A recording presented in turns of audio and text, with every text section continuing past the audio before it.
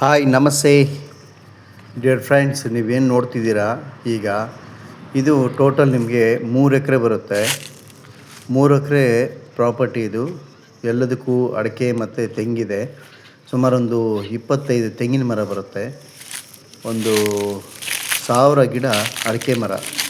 Total ಎಲ್ಲ 3 ಎಕರೆಯಲ್ಲಿ ಒಂದು ಸ್ವಲ್ಪ ಖಾಲಿ ಜಾಗನೂ ಇದೆ.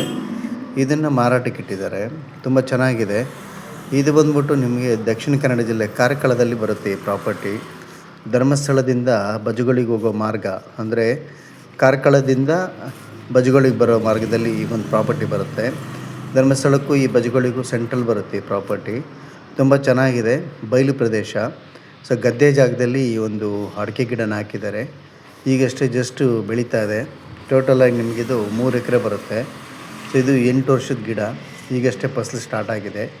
ಸೊ ತುಂಬ ಚೆನ್ನಾಗಿದೆ. ಸೊ ಒಂದು ಪಕ್ಕದಲ್ಲೊಂದು ಸ್ವಲ್ಪ ಚಿಕ್ಕದೊಂದು ನದಿ ಕೂಡ ಇದೆ. ಅದರ ಜೊತೆಗೆ ಒಂದು 2 ಬೋರ್ವೆಲ್ ಹಾಕಿದ್ದಾರೆ. 2 ಬೋರ್ವೆಲ್ಲು ಕೂಡ 3 ಇಂಚು 3 ಇಂಚು ನೀರು ಕೂಡ ಬರ್ತಾಯಿದೆ. ತುಂಬ ಚೆನ್ನಾಗಿದೆ ಈ ಪ್ರಾಪರ್ಟಿ. ನಿಮ್ಗೇನಾರು ಆಸಕ್ತಿ ಇತ್ತು ಅಂದರೆ ಡಿಸ್ಪ್ಲೇ ಮೇಲೆ ನಾನು ನಂಬರ್ ಹಾಕಿದ್ದೀನಿ. ಆ ನಂಬರ್ ಜೊತೆಗೆ ನಿಮಗೆ ಡಿಸ್ಕ್ರಿಪ್ಷನ್ಸಲ್ಲೂ ಕೂಡ ಕಂಪ್ಲೀಟ್ ಡೀಟೇಲ್ಸ್ ಹಾಕಿರ್ತೀನಿ, ನೀವು ನೋಡ್ಬೋದು. ಸೊ ಇದು ಕಾರ್ಕಳದಲ್ಲೇ ಬರುತ್ತೆ. ಕಾರ್ಕಳ ತಾಲೂಕು, ದಕ್ಷಿಣ ಕನ್ನಡ ಜಿಲ್ಲೆ. ಅಂದರೆ ಕಂಪ್ಲೀಟಾಗಿ ನಿಮಗೆ ಈ ಧರ್ಮಸ್ಥಳ, ಬೆಳ್ತಂಗಡಿ, ಅಲ್ಲಿಂದ ಮಾರ್ಗವಾಗಿ ಕಂಪ್ಲೀಟಾಗಿ ನಾರಾಯಣಕೆರೆ, ಗುರುವಾಯನಕೆರೆ, ಅಲ್ಲಿಂದ ಹೊರಟ್ರೆ ನಿಮಗೆ ಕಾರ್ಕಳಕ್ಕೆ ಮಾರ್ಗದಲ್ಲಿ ಒಂದು ಬಜಗೊಳ್ಳಿ ಅಂತ ಒಂದು ಪ್ಲೇಸ್ ಬರುತ್ತೆ.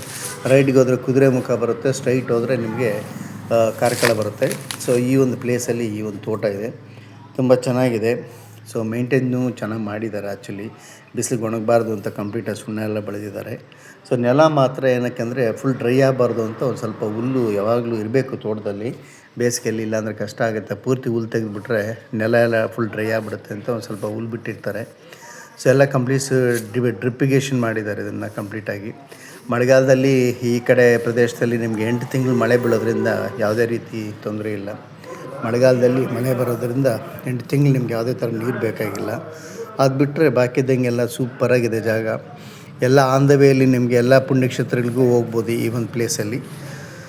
ಕಂಪ್ಲೀಟಾಗಿ ಧರ್ಮಸ್ಥಳ, ಬೆಳ್ತಂಗಡಿ, ಅದರ ಜೊತೆಗೆ ಗುರುವಾಯನಕೆರೆ, ಕಾರ್ಕಳ, ಅಲ್ಲಿಂದ ಪರಶುರಾಮನ ಬೀಡು ಅಂತೇನು ಕರಿತೀವಿ.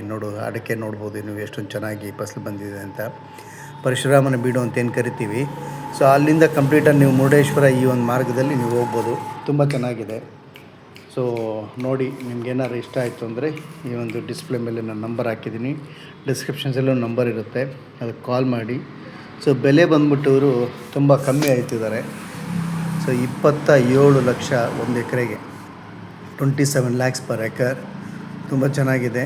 27 ಲಕ್ಷ ಒಂದು ಎಕರೆಗೆ.